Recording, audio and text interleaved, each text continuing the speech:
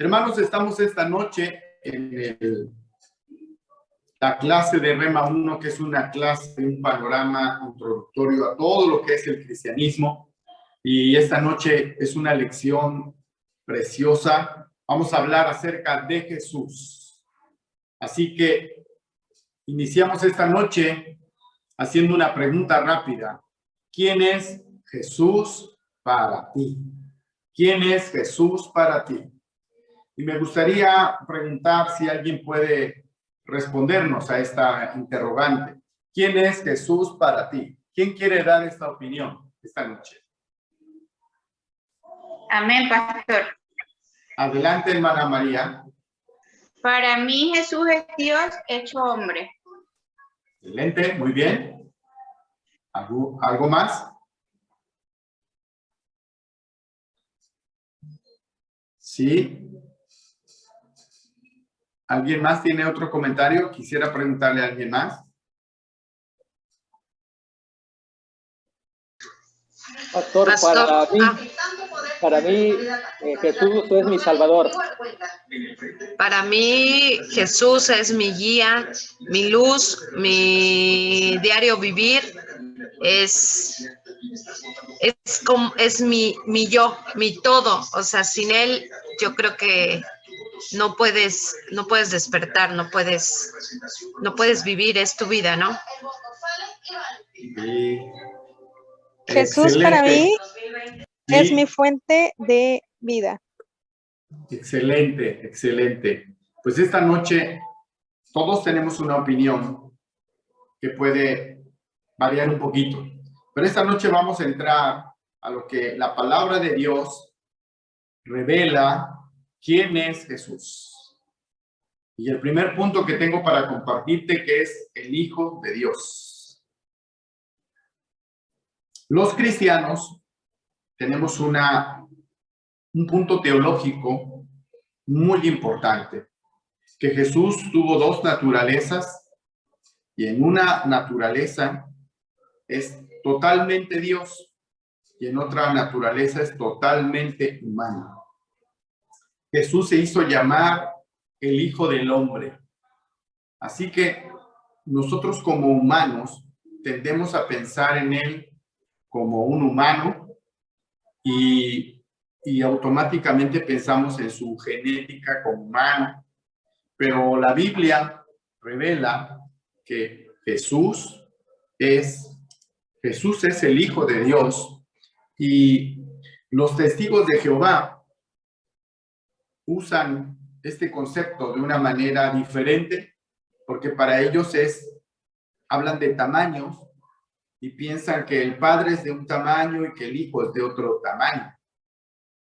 Entonces, por ende, le consideran menor en capacidad, menor en tamaño. Es como ver un humano, papá, y vemos a un hijo bebé chiquito y dices, él no tiene su fuerza.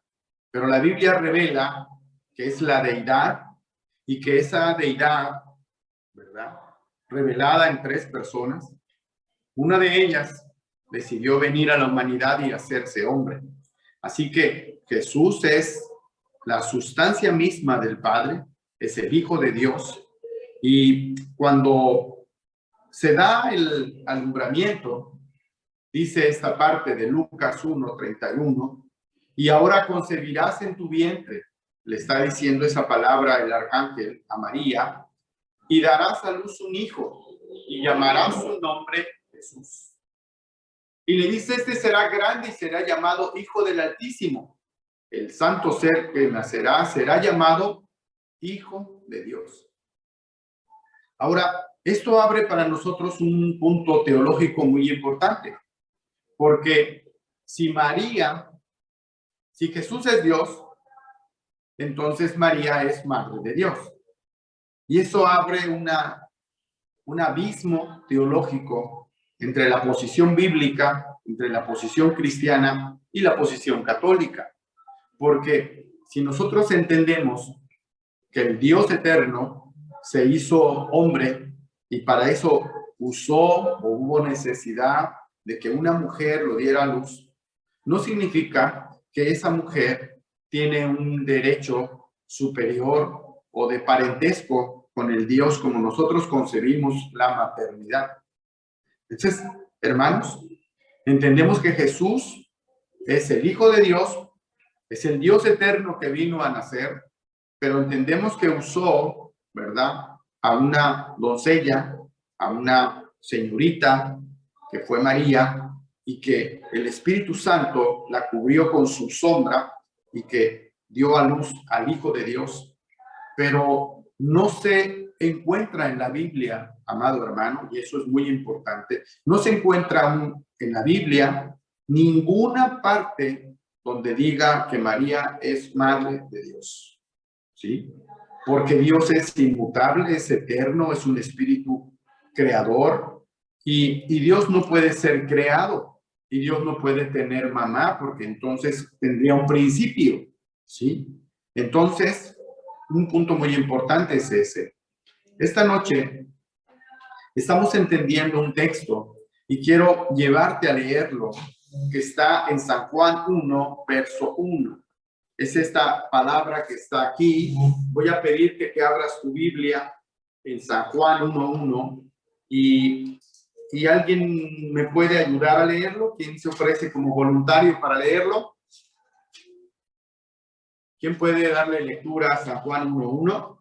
Es un verso que la versión Reina Valera traduce de manera muy específica y muy importante para nosotros. ¿Quién dice yo? Yo, pastor. Adelante. ¿Leo Silvia, como usted lo tiene o yo tengo en Nueva Traducción Viviente? bueno, léalo y ahora vamos a leer la versión Reina Valera. Adelante. En el principio la palabra ya existía. La palabra estaba con Dios y la palabra era Dios. Muy bien. Esta versión, la Nueva Traducción Viviente que mi hermana Silvia acaba de leer, dice, en el principio era la palabra, porque la palabra verbo, ¿verdad?, en el griego, donde está el original, se traduce como logos, o como palabra, como tratado. Entonces dice, en el principio era la palabra, y la palabra era con Dios, y la palabra era Dios. La versión Reina Valera, 1960, dice así, en el principio era el verbo, ¿verdad? Y el verbo era con Dios, y el verbo era Dios. ¿Quién es el verbo? ¿Quién es el verbo? El verbo es Jesucristo.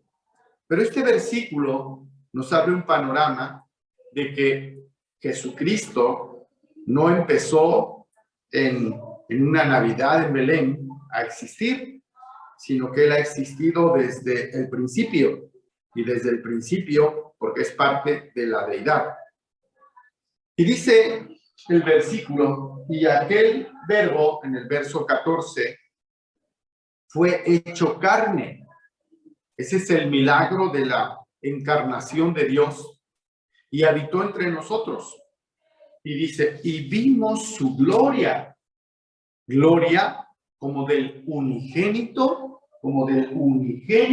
dice, del Padre, lleno de gracia y de verdad. Amado hermano, este versículo nos abre un panorama hermoso de entender que Jesucristo es Dios que ha existido desde siempre y que tomó forma humana, y que cuando entra en contacto con la humanidad, el ser humano pudo presenciar la gloria de Dios lleno de gracia y de verdad. Este versículo y este entendimiento teológico nos abre una divergencia con otras corrientes. Por ejemplo, los testigos de Jehová, que no tienen una traducción bíblica, o sea, ellos no usan ni la Nueva Traducción Viviente o la traducción Reina Valera, sino que su fundador de los testigos de Jehová crearon su propia adaptación. Y entonces, cuando ellos hablan de esto, fíjate nada más el significado de lo que dice. La versión Reina Valera y la versión Nueva Traducción Viviente, por ejemplo, cada vez que hacen referencia a Dios Todopoderoso, la palabra Dios está escrita con mayúscula. Mas, sin en cambio, los testigos de Jehová, cuando dice este verso, y aquel verbo, este era el principio y el verbo era con Dios y el verbo era Dios, así, ellos traducen, y el verbo era como un Dios con minúscula. Fíjate nada más.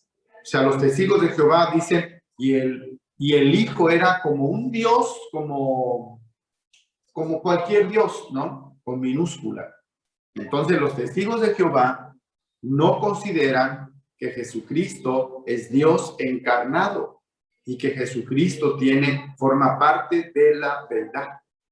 Esta noche quiero invitarte a abrir tu Biblia y voy a pedir que leamos. Quiero que vayas a Colosenses, ¿sí? Colosenses. Ayúdame a ir al libro de Colosenses, que es una de las cartas del apóstol Pablo, tan maravillosa. Y quiero que que leas 2 versículos. Quiero que leas el versículo 19 del capítulo 1. Está hablando de Jesús. ¿Quién me ayuda a leer Colosenses 1:19? Y luego, ¿quién me ayuda a leer Colosenses 2:9 y 10? ¿Ya lo tienes ahí? Adelante, hermano Evaristo. Yo, pastor. Ok. Dice Colosenses 1:19, por cuanto agradó al Padre que en él habitase toda la plenitud. Dice la palabra de Dios así: por cuanto agradó al Padre, ¿sí?, que en él habitase toda plenitud. Ok, gracias. Ahora Colosenses 2:9 y 10. ¿Sí? A ver, pastor. Hermana Gaby, por favor. Sí. Porque en él habita corporalmente toda la plenitud de la deidad, y vosotros estáis completos en él, que es la cabeza de todo principado y potestad. Gracias. Voy a pedirle a mi hermano Evaristo, a mi hermano Joaquín, si me ayuda a leer, por favor, nuevamente Colosenses 2:9 y 10 para repasar un poquito.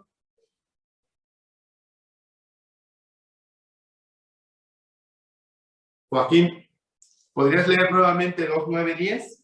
Sí, porque en él habita corporalmente toda la plenitud de la deidad, y en él, que es la cabeza de toda autoridad y poder, ustedes reciben esa plenitud.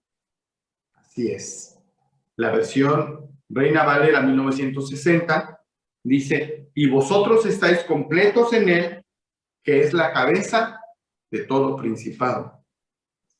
Me gusta ese versículo que dice, porque en él habita corporalmente toda la plenitud de la deidad. Está hablando de Jesús. Entonces, esta noche estamos entendiendo quién es Jesús. ¿Quién es Jesús? A la luz de una comparación contra otras corrientes doctrinales que no son cristianas y que tienen un punto de vista diferente. La Iglesia Católica considera a Jesús hijo de Dios, lo cual es correcto. El estudio de Cristo en la Biblia se le conoce como cristología, y la Iglesia Católica tiene correctamente su teología con respecto a lo que nosotros somos. ¿Cuál es la diferencia? La diferencia está en que consideran a María Madre de Dios. Entonces, consideran que María es corredentora, es decir, alguien que está al mismo nivel o que participó, que colaboró. Y quien murió en la cruz del Calvario es Jesús. Entonces, cuando la Iglesia Católica toca ese tema, pues obviamente tenemos una gran divergencia, porque para nosotros, quien tiene la plenitud de la deidad es el Hijo de Dios, es Jesucristo. Amén. Pareciera sencillo, pero esta noche estamos entendiendo esa revelación que existe con respecto a Cristo Jesús. Cuando hablamos de una segunda persona, no hablamos de una posición de tamaño, sino que así se revela en la Escritura que es otra persona, pero que está en un mismo Dios. Esta tricotomía, es decir, de tres partes y que juntos hablan de una unidad, es la más grande revelación que existe en la Biblia. La palabra Trinidad no existe en la Biblia. La usamos, pero la palabra Trinidad no existe. Así que si un día un testigo de Jehová te dice, a ver, enséñame dónde dice la Trinidad, no existe, porque Dios se revela como uno, ¿verdad? Pero uno lo entiende cuando vas a leer la Escritura, que Jesucristo es Dios tomando forma humana y que Él se revela, Él acepta la adoración, Él se muestra diciendo el Padre y uno somos. Dice Colosenses en esta cita que acabamos de ver, Él es la imagen del Dios invisible. Los testigos de Jehová refutan esto y dicen, es que Él es la imagen, pero no es Dios. Pero nadie puede proyectar la imagen si no es Dios mismo. Solamente tú puedes proyectar la imagen de quien tú eres cuando te miras en un espejo. Sergio Santos solamente puede proyectar la imagen de Sergio Santos. Ni tú puedes proyectar la imagen de Sergio Santos. Así que la imagen del Dios invisible solamente la puede proyectar el Dios invisible. Y dice, todo fue creado por Él, por medio de Él y para Él. Está hablando de Cristo Jesús.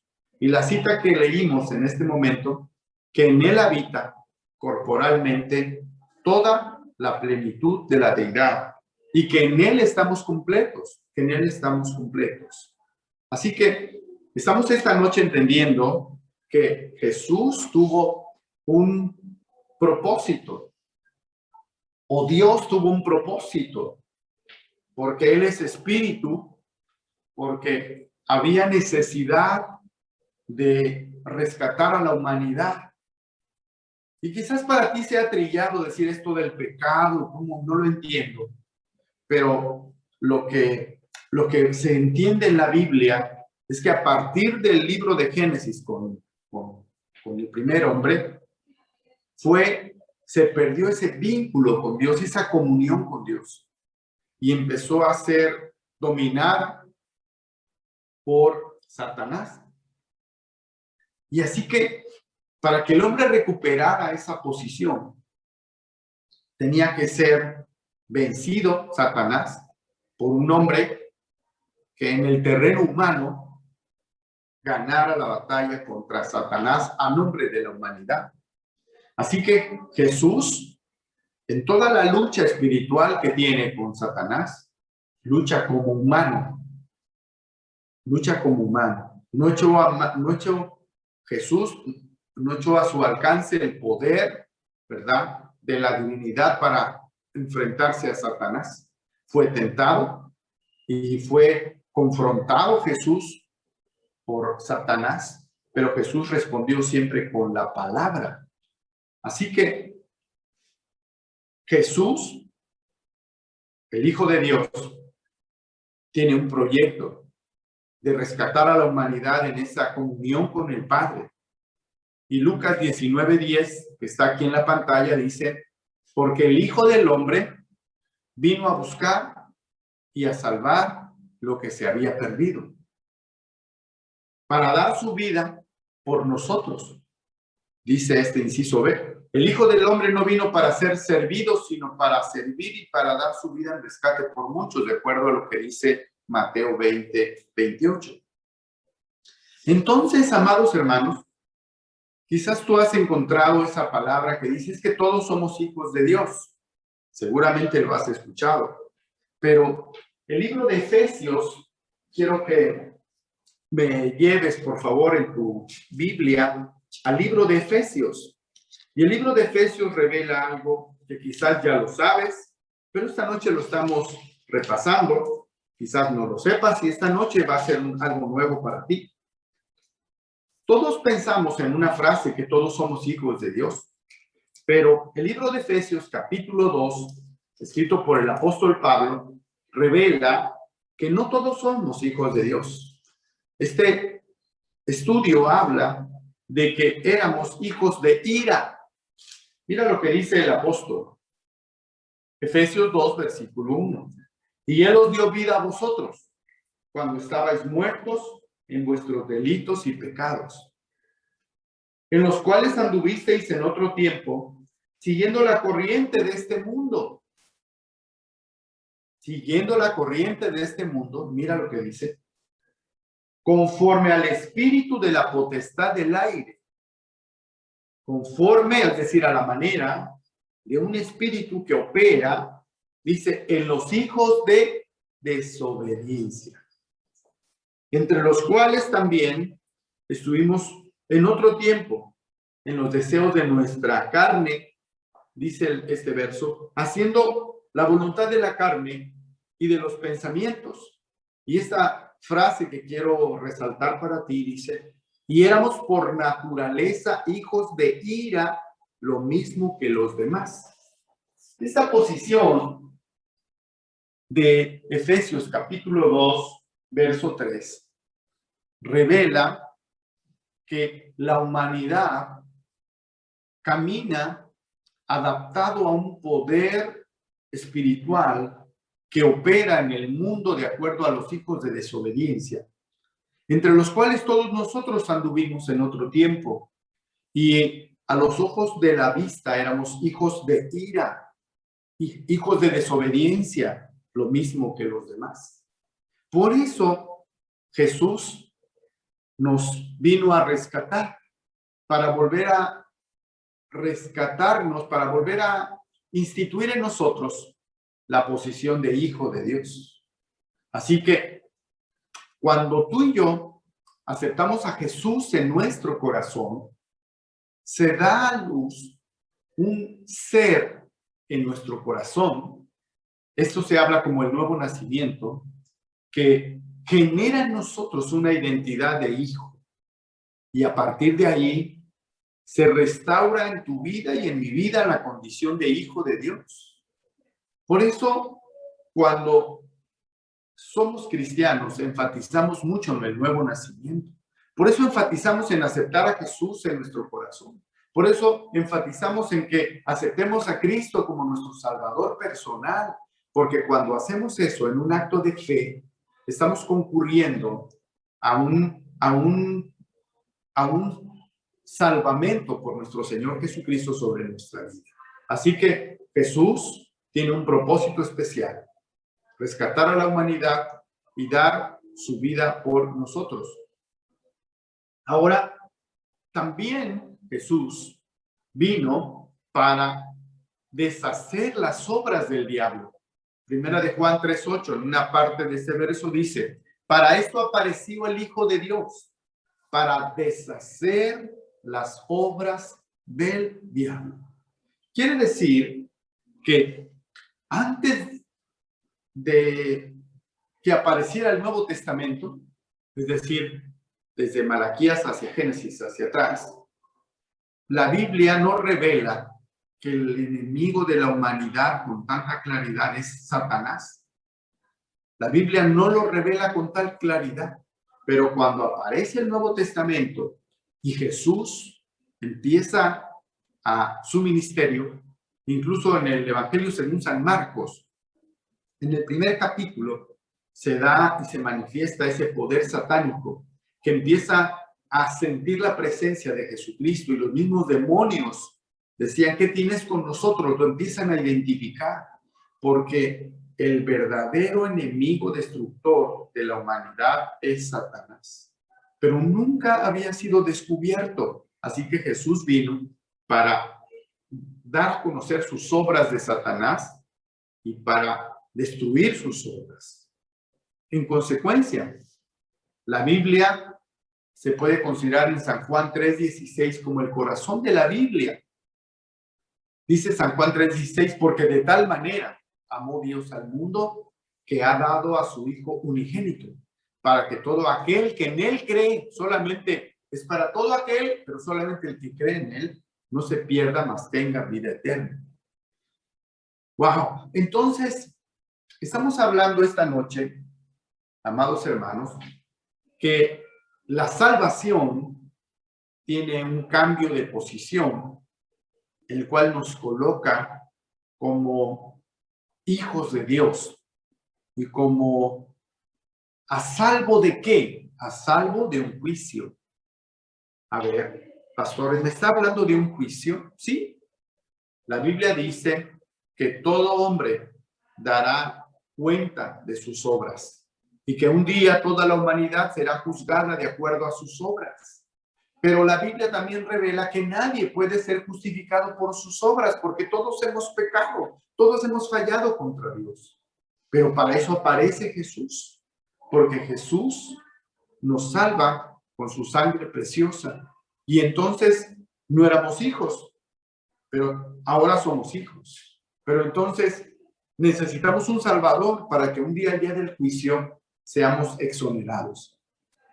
Entonces, la Biblia sostiene que el que pertenece a Jesucristo en el día del juicio será exonerado por la obra redentora de Cristo Jesús.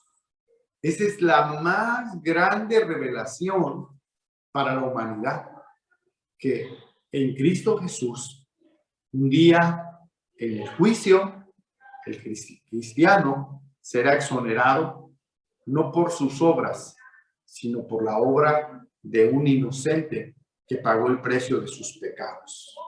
Así que vino para darnos vida. También nos da un nuevo nacimiento, porque San Juan 1:12 dice: mas a todos los que le recibieron, a los que creen en su nombre, les dio potestad de ser hechos hijos de Dios.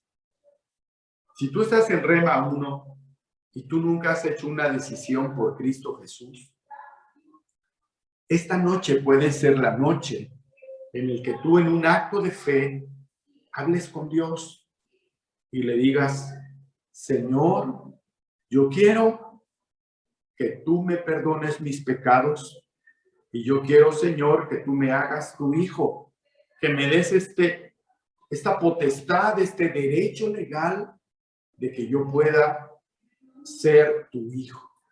Acepto a Jesús como mi Salvador, su sangre preciosa sobre mi vida, su inocencia por sobre mis maldades. Y en ese momento, dice Primera de Juan 1:3, que se restaura nuestra amistad con Dios. Porque dice: y vuestra comunión verdaderamente es con el Padre y con su Hijo Jesucristo. Así que vamos adelante al tercer punto. Jesús vino para mostrarnos cómo es Dios, porque nos mostró el verdadero amor de Dios. Nos mostró cómo opera el carácter de Dios, cómo es Dios. Nadie había visto a Dios antes hasta que Cristo Jesús nos revela cómo es el Padre. ¿Alguien me puede ayudar a leer Romanos 5:8? ¿Algún voluntario en esta noche, en esta clase? Espero que no los esté aburriendo. ¿Quién me ayuda a leerlo? Romanos 5:8. Adelante. ¿Qué dice? Mas Dios, adelante. Mas Dios muestra su amor para con nosotros en que, siendo aún pecadores, Cristo murió por nosotros. Así es. Mas Dios muestra su amor con nosotros en que, siendo aún pecadores, Cristo murió por nosotros. Hermano, estamos esta noche entendiendo quién es Jesús a la luz de las Escrituras. Entonces Jesús, a la edad de 30 años, toma un ministerio para mostrar el poder de Dios.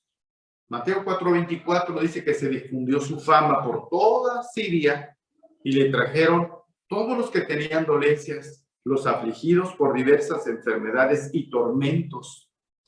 Fíjate, los endemoniados, los lunáticos, los paralíticos, y los sanó. Porque Jesús dejó en su obra, en su iglesia, un poder para que existan milagros, sobre todo en áreas espirituales. Hay personas que viven atadas por un poder demoníaco. Hay personas que sienten que les hicieron brujería porque los dedicaron en una obra de ocultismo y tienen en su mente unas batallas que no pueden sentirse en paz, tienen una angustia, sienten que en la noche tienen pesadillas. ¿Y sabes por qué? Porque hay un demonio, hay una influencia en una persona y Cristo Jesús vino para traer esa sanidad. Él también libera, porque dice Marcos 1:34, y sanó a muchos que estaban enfermos de diversas enfermedades y echó fuera muchos demonios. Incluso dice este verso, como te decía hace un momento en Marcos, no dejaba hablar a los demonios porque le conocían. ¿Sabes? Le conocían porque decían, has venido a atormentarnos antes de tiempo, porque ellos saben que la sola presencia de Dios para ellos representa un juicio y representa un castigo. Amén. Así que Él hace milagros. Por ejemplo, en Marcos 4:39, reprendió el viento y dijo al mar, calla, enmudece, y cesó el viento y se hizo grande bonanza. Espérame, estamos viendo entonces que en su ministerio Jesús, como Hijo del Hombre, hizo algunos milagros o muchos milagros echando mano de sus habilidades de Dios. Así que en momentos de enfrentar a Satanás, lo enfrentó como hombre, pero nunca se apartó de él la autoridad de Dios Todopoderoso. Porque ¿cómo vencer, cómo reprender al viento? Porque es Dios. ¿Cómo hizo que su amigo Lázaro, que tenía 4 días de muerto, que ya olía descompuesto, ¿verdad?, se resucitara de la tumba? Eran solamente como pequeñas muestras de toda la autoridad en las áreas donde nuestro Jesucristo, nuestro Salvador, tiene autoridad. Tiene autoridad sobre el viento, tiene autoridad sobre las leyes naturales, tiene autoridad también sobre la muerte. Maravilloso. Ahora, hermanos, ahora en este tiempo que nos da tanto temor por la pandemia, cuando entendemos esto, Jesús dijo que iba a preparar lugar para nosotros en San Juan capítulo 14. Y quiere decir que es como una línea recta, continua, en donde un día empezamos a tener comunión con Dios. Y voy a usar este cable como una manera de representar.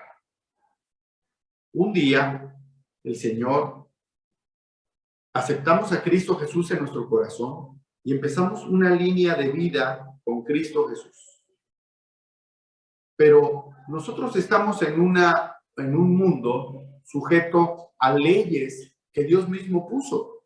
Por ejemplo, la vida del hombre es aproximadamente entre 70, 80, 90 años. Así que un hijo de Dios también se enferma, también se va envejeciendo y también va a morir. Entonces, ¿para qué nos sirve la fe? Porque cuando tú estableces el contacto con Dios, esa línea sigue. Y cuando llega el momento de morir, su autoridad no se perdió sobre nosotros. Porque Él dice que Jehová es mi pastor y nada me faltará en el Salmo 23. Y que en lugares delicados pastos me hará descansar. Que junto a aguas de reposo me pastoreará. Que confortará mi alma. Que me guiará por sendas de justicia por amor a su nombre. Y mira esto que dice el Salmo 23. Aunque ande en valle de sombra de muerte, no temeré mal alguno, porque tú estarás conmigo. Significa que el creyente en Cristo Jesús, cuando muere, pasa por un valle de sombra, pero nada más por el valle de la sombra. Pero Jesucristo está con nosotros. Entonces, ¿qué pasa cuando una persona en Cristo muere? Su cuerpo queda en este ambiente material, en un proceso de descomposición, o si lo cremaron en cenizas, pero su alma y su espíritu pasaron el valle de la sombra de la muerte y están con Jesús. Entonces, cuando un creyente muere, ¿a dónde va? Va con Jesús. Va con Jesús. ¿Cómo puedo yo decirte eso? Cuando él lo crucificaron, había dos maleantes que crucificaron a Jesús. Uno de ellos le dijo, acuérdate de mí cuando vengas en tu reino. Y Jesús le respondió, de cierto te digo que hoy estarás conmigo en el paraíso. Significa que cuando una persona muere en Cristo Jesús, pasa como a ese paraíso con Jesús. Por eso muchas personas, ¿verdad?, que han estado a punto de morir, esa luz del túnel famosa y esas cosas, es porque el que muere en Cristo va con su Salvador. Oh, pero el que muere sin Cristo, ¿a dónde va? Oh, te digo algo, va a un lugar de tormento que se llama infierno. ¿Hasta cuándo? El infierno no es un lugar permanente para el que muere, sino es un lugar temporal, porque un día ya en el futuro, todos los muertos, ¿verdad?, van a ser juzgados. Y entonces los muertos van a ser confrontados. Dice que se van a abrir los libros de la vida y cada uno va a aparecer ahí con sus obras. Y entonces viene un juicio final. Dice juicio final. ¿Quién se va a poder sostener delante de Dios? Ese es un poco otro tema, pero esta noche te estoy dando el contexto de que Jesucristo resucita muertos y que Él tiene poder sobre la muerte porque Él venció la muerte. ¿Sabes? Cuando Él resucita, dijo ahí en San Mateo capítulo 28, todo poder me es dado en el cielo y en la tierra. Por tanto, vayan y hagan discípulos a todas las naciones. Así que esta noche estamos hablando que Jesús conoce nuestros sufrimientos porque tuvo nuestra naturaleza. Entonces, Hebreos 4:15 revela que Jesús también es como un sumo sacerdote que puede compadecerse de nosotros. Dice Hebreos 4:15, porque no tenemos un sumo sacerdote que no pueda compadecerse de nuestras debilidades, sino uno que fue tentado, amén, que fue tentado en todo, según nuestra semejanza, pero sin pecado. ¿Sabes que en el libro de Mateo, cuando Jesús se bautiza, dice que los cielos se abrieron y que se abrieron los cielos y que se oyó una voz del cielo y que se oyó la voz del Padre diciendo, este es mi Hijo amado, ¿verdad? Este es mi Hijo amado, dice, voy a acercarme a la Biblia, este es mi Hijo amado, y en ese momento el Espíritu Santo, como paloma, se dejó manifestar, ¿verdad? Y venía sobre él, se venía sobre él. Ahí está clarificada la Trinidad. La voz del Padre, la presencia corporal como paloma, el Espíritu no es que sea una paloma, es como una paloma en la presencia del Hijo. Pero después del capítulo 3, empieza el capítulo 4 de San Mateo.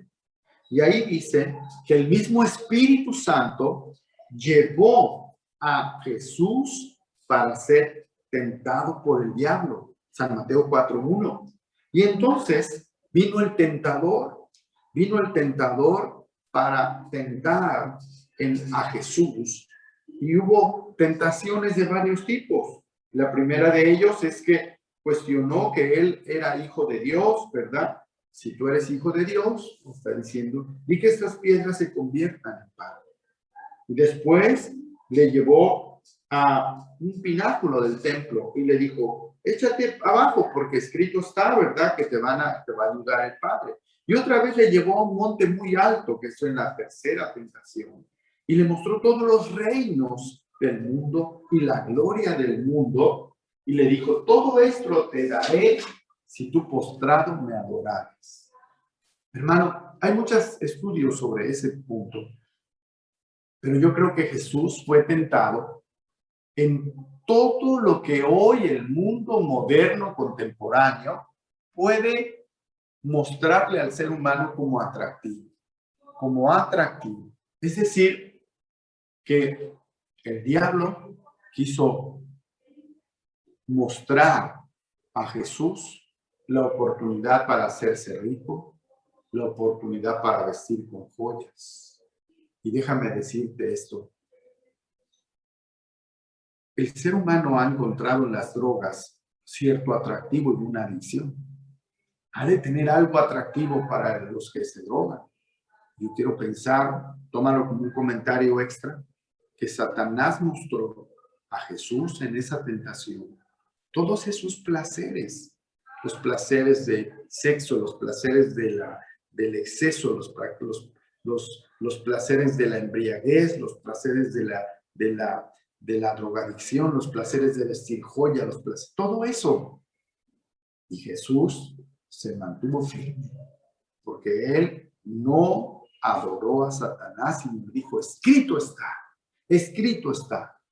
Vemos a Jesús con sus recursos como humano, llevado por el Espíritu Santo para ser tentado en esa gran pelea espiritual. Así que Hebreos 4:15 dice que tenemos un sumo sacerdote que ahora puede compadecerse de todas nuestras debilidades. Entonces se puede cumplir una profecía que se encuentra en Isaías capítulo 53. Cuando tú lees el libro de Isaías, es en todos los libros del Antiguo Testamento el libro profético más claro, cercano a todo lo que padeció nuestro Señor. En especial el capítulo 53 dice que ciertamente Él llevó nuestras enfermedades y sufrió nuestros dolores, y nosotros le tuvimos por azotado y por herido de Dios y abatido. El libro de Isaías se escribió entre 500 y 600 años antes de Cristo y se le conoce como el profeta mesiánico porque es el que da tantos datos cómo iba a ser el sufrimiento del Señor, nuestro Mesías. Así que Jesús, en el quinto punto, murió por ti y por mí en un escenario, en un objetivo de salvar al mundo para todo aquel que en él cree. ¿Qué quiere decir? Que si alguien pasa y no cree, la salvación no es para él, porque esto es algo que tú tienes que adherirte, que tú como libre albedrío tienes que decidir por él. Entonces, primera de Pedro 2:24 dice que él mismo llevó nuestros pecados en su cuerpo sobre su madero, para que nosotros estando muertos, ahora vivamos en justicia, y por cuya herida fuimos sanados. Isaías 53:6, que todos nosotros nos descarriamos como ovejas, cada uno se apartó por sus caminos, mas Dios cargó en él el pecado de todos nosotros. A esto se le llama la redención, lo que ocurrió en la cruz del Calvario.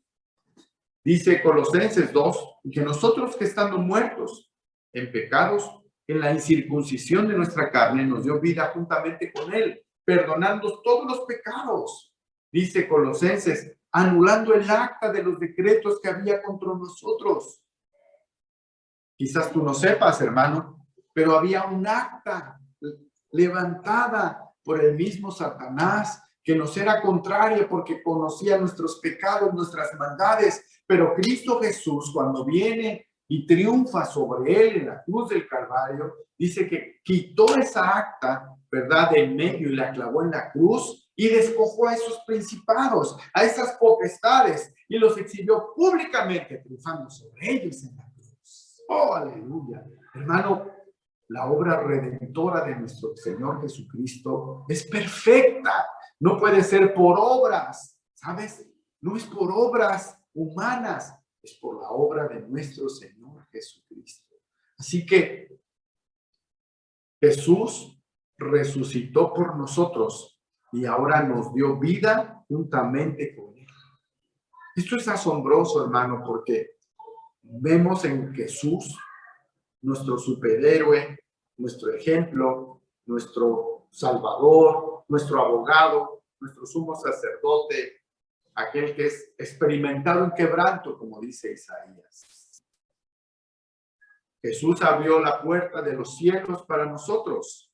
Dice Hebreos capítulo 10, que nos dio una libertad para entrar al lugar santísimo a través de su sangre. Y que Jesús ha preparado un lugar para vivir con Él por la eternidad, como lo dice Evangelio según San Juan, del 1 al 3. Así que esta noche estamos hablando de manera general que hay tres grandes periodos en la vida de Jesús. La preexistencia, con lo cual vimos en San Juan 1, capítulo 1, que era el verbo y el verbo estaba con Dios y el verbo era Dios, que siempre ha existido desde todo el principio, que ese verbo, ¿verdad?, se hizo hombre que habitó entre nosotros. Ese periodo en el que, imagínate que Dios nunca había nacido y tuvo que aceptar que lo cargaran, que lo cambiaran y que además naciera en una condición, en un pesebre. Pero también vemos su glorificación. ¿Alguna vez has leído Apocalipsis? Y cuando yo era chico y pasaban las películas del 5, ¿verdad? Y decías Apocalipsis, y yo me daba miedo eso. Pero cuando tú eres cristiano, tú miras el Apocalipsis en la perspectiva correcta. Porque el Apocalipsis significa el triunfo de nuestro Señor Jesucristo. Ahí se narra cómo Él es el vencedor, que va a haber guerras, destrucciones, todo eso, pero, ¿sabes? La película termina en el libro de Apocalipsis con Cristo Jesús como vencedor y la iglesia como un vencedor también. San Juan 17:5 habla de este momento de glorificación, cuando le dice al Padre, glorifícame en tu presencia con la gloria que tuve contigo antes que el mundo existiera. Entonces estamos hablando que en estos periodos, en la preexistencia, Él era rico, en la humillación se hizo pobre desde el punto de vista que perdió Él decidió despojarse de esos atributos y en su glorificación se sentó a la derecha en los lugares celestiales por encima de todo. Bueno, también en su preexistencia, de acuerdo a lo que vimos, que el cual siendo en forma de Dios, se rebajó voluntariamente tomando forma de siervo y Dios lo exaltó hasta lo sumo, de acuerdo a lo que dice Filipenses capítulo 2. Bueno, estamos llegando casi al final de la clase y esta noche quiero darte los 20 acontecimientos más importantes en la vida de Jesús. Se bautizó a los 30 años, ¿verdad? Después de su bautizo, el Espíritu de Dios vino por él y lo llevó al desierto. Allí, en Mateo, dio su famoso sermón de las bienaventuranzas en el monte. En San Juan, capítulo 2, encontramos su primer milagro, donde convirtió el agua en vino. Enseñó a una samaritana que la salvación solamente estaba reservada para los judíos como un pueblo de Dios, pero a través de él. Que sanó a un hijo de un funcionario, ¿verdad? Liberó a endemoniados. Que explicó a qué vino a la tierra, que es a predicar el reino de los cielos. Que realizó obras en el sábado porque en ese tiempo estaba considerado, pero él, ¿verdad? Se llamó que era el Señor del sábado. Responde a sus acusadores, que cumple las profecías de Isaías, lo que vimos. Él escogió a sus apóstoles. Jesús reprende a los fariseos. Jesús calma la tempestad en el mar. Jesús alimenta milagrosamente a miles haciendo la multiplicación. Que Él dio una vista anticipada de su gloria real en Marcos. La última cena que tuvo. Después Jesús fue traicionado por uno de sus apóstoles, Judas, ¿verdad? La agonía de Jesús en el madero y cómo fue su muerte. Todo esto revelado de acuerdo a las partes proféticas y desde luego la resurrección y ascensión de Cristo Jesús. Así que, como último slide, quiero decirte, les pongo este pensamiento de Albert Einstein, que nadie puede leer los evangelios sin sentir la presencia real de Jesús. Su personalidad vibra en cada palabra. No es posible crear un mito con esa vida. Palabra atribuida a Albert Einstein. Esta noche voy a dejar de compartir y voy a terminar la grabación. Y quiero preguntarte si tienes alguna duda,